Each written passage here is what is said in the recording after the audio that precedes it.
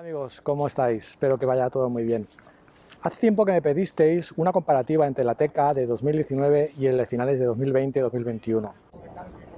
Y aunque han pasado ya 6 meses desde su salida a la venta, todavía es un buen momento, pues quedan Atecas nuevos o de kilómetro cero en muchos concesionarios a unos precios muy interesantes. Y si vuestro presupuesto es limitado, es una opción muy interesante a tener en cuenta.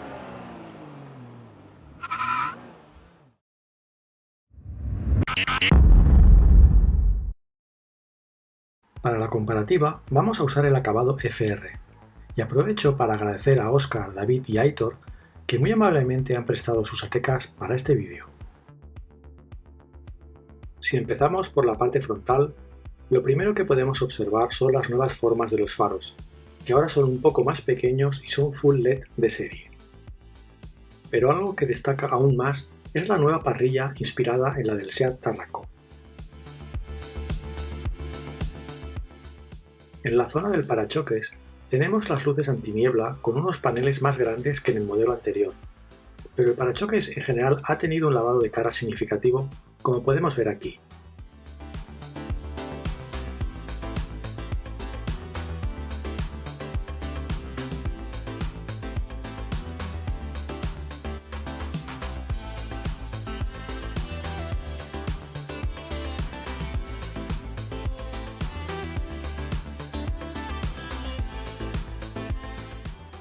Desde la vista lateral no podremos apreciar diferencias. Tan solo mencionar que ahora el Ateca mide 1,8 centímetros más de largo debido al rediseño del parachoques trasero. Los cromados de las ventanas y las barras que veis en el modelo anterior son una opción que también está disponible en el nuevo modelo. Y en la parte trasera podemos observar los siguientes cambios. Las luces traseras mantienen la forma, pero se ha oscurecido el cristal de los intermitentes y la luz de marcha atrás. Destacar sobre todo que ahora los intermitentes son dinámicos. Luego tenemos el logotipo de Ateca, con una nueva tipografía, que se inició con el Seat León.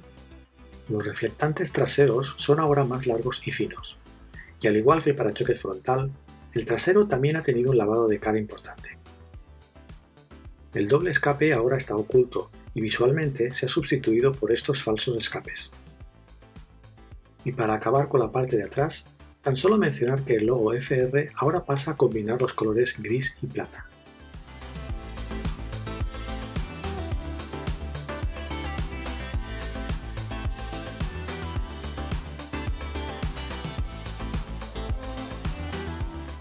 Cuando abrimos la puerta del conductor o del copiloto, podemos encontrar la primera diferencia en el interior.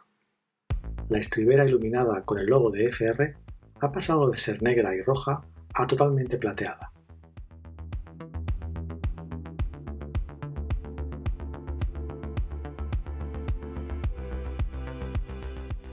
En la puerta vemos que se ha mejorado la calidad del revestimiento.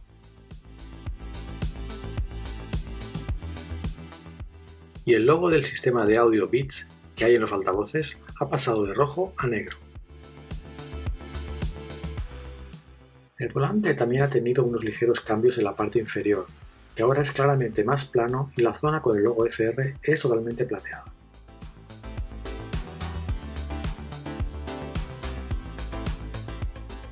El Digital Cockpit también ha tenido una actualización con algunos pequeños cambios estéticos y que ahora viene de serie en todos los modelos.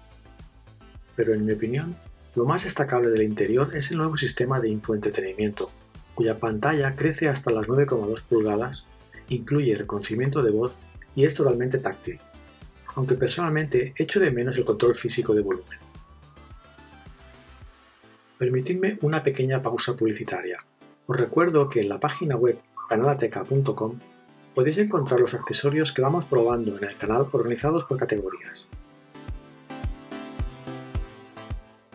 Y otra de las novedades es el sistema Seat Connect, que permite cosas como obtener datos sobre la conducción y sobre el estado del coche a través de una aplicación móvil, definir alertas por si el coche sale de un perímetro o supera una velocidad, abrir o cerrar remotamente las puertas, actualización del sistema y de mapas online, llamada de emergencia, localización del vehículo, etc.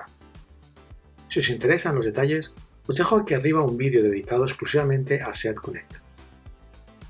Y en lo que respecta a la seguridad, hay que destacar que también ha mejorado con la inclusión de nuevos sistemas. En primer lugar, tenemos el asistente precolisión, que prepara el vehículo para un inminente accidente, cerrando ventanas, tensando los cinturones y frenando para minimizar el impacto. El Side Assist o detector de ángulo muerto, mediante el cual nos avisa de la presencia de un vehículo en dicho ángulo e incluso un aviso en el volante si pretendemos cambiar de carril. El Trailer Assist, que nos ayudará a aparcar si llevamos un remolque.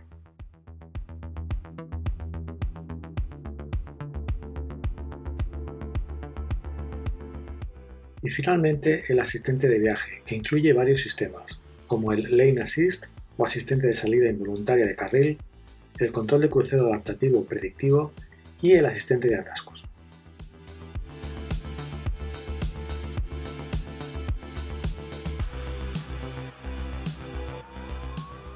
Espero que hayan quedado claras las diferencias entre los dos modelos y que este vídeo os ayude a valorar si vale la pena pagar más por todas estas cosas o dedicar un tiempo buscando en los concesionarios el modelo anterior, que sigue siendo un coche genial a un precio considerablemente más bajo. Hasta la semana que viene, amigos.